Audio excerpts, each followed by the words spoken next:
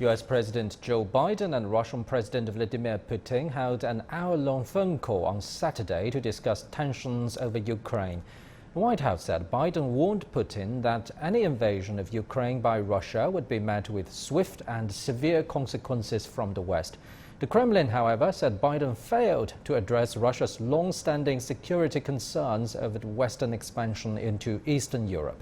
Kremlin aide Yuri Ushakov called the alleged Russian invasion hysteria, saying even the dates of the so-called invasion were announced.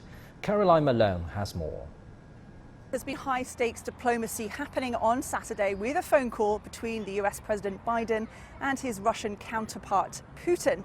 Now, the US readout from that phone call says that Biden did warn Putin that if there was any further invasion of Ukraine, there would be a swift response and that it would be a cost to Russia. The Russian response, however, is saying that Biden and the US haven't taken into consideration their key security concerns, and there will be more of a Kremlin response to come. Tensions around our troops' movements on our territory have been heating up for many months. The fact is that the Americans are heating up the hysteria around so-called planned Russian invasion. They even announced the dates of such invasion. And at the same time, together with their allies, they are pumping the military muscles of Ukraine.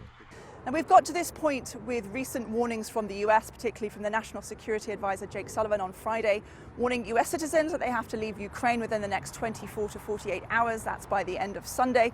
That is because of intelligence, they say, that shows that there could be an invasion of Ukraine by Russia in the next few days, potentially as soon as before the end of the Olympics, so February 20th.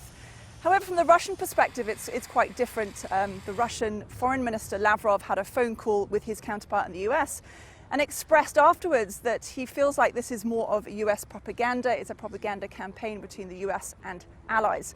Now, in Ukraine itself, the president has actually been observing and visiting his own military exercises from his own troops in the country. He said that he hasn't seen this full intelligence that would suggest that there will be an invasion in the next few days. He's also urged for calm.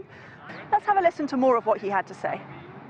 It's our borders, it's our territory. You know, I have to speak with our people like, like president, and say people truth, and the truth that we have different information. And now the best friend for enemies, that is panic in our country. And all this information that helps only for panic doesn't help us. In terms of US troops, now most of those have actually withdrawn from Ukraine, but the US has sent troops to shore up its NATO allies in the region, including most recently 3,000 troops to Poland. Caroline Malone, CGTN, Washington.